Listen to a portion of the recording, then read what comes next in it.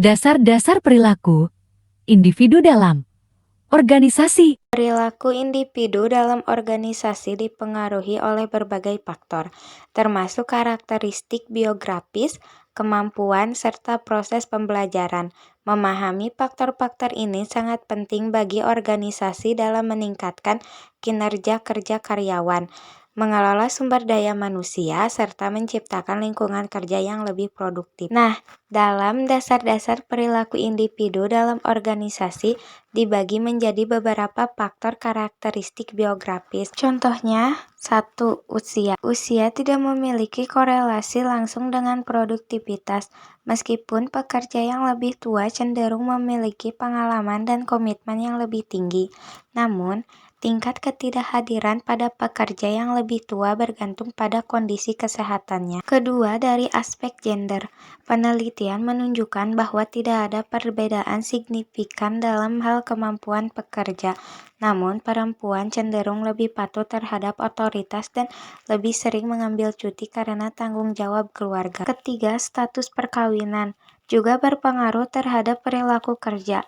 Karyawan yang menikah umumnya memiliki tingkat turnover yang lebih rendah dan kepuasan kerja yang lebih tinggi dibandingkan dengan yang belum menikah. Masa kerja juga menjadi faktor penting dalam perilaku kerja.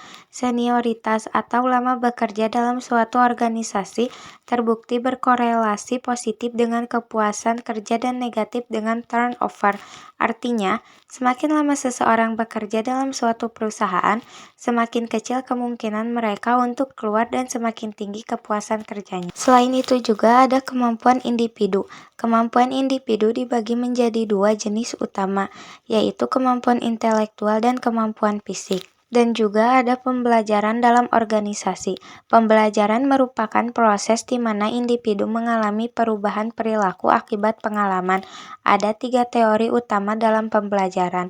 Pertama, classical conditioning, kedua, operant conditioning, dan ketiga, social learning theory. Dalam organisasi, perilaku individu dapat diperkuat atau dimodifikasi menggunakan beberapa strategi seperti penguatan positif, penguatan negatif, hukuman, dan juga peniadaan. Selain itu, organisasi juga menerapkan program modifikasi perilaku seperti sistem disiplin kerja, kebijakan intensif, dan pelatihan untuk meningkatkan keterampilan karyawan. Nah, dengan penjelasan yang sudah saya jelaskan, dapat disimpulkan bahwa dengan memahami dasar-dasar perilaku individu, organisasi dapat mengambil kebijakan yang lebih efektif dalam mengelola sumber daya manusia dan menciptakan lingkungan kerja yang lebih baik.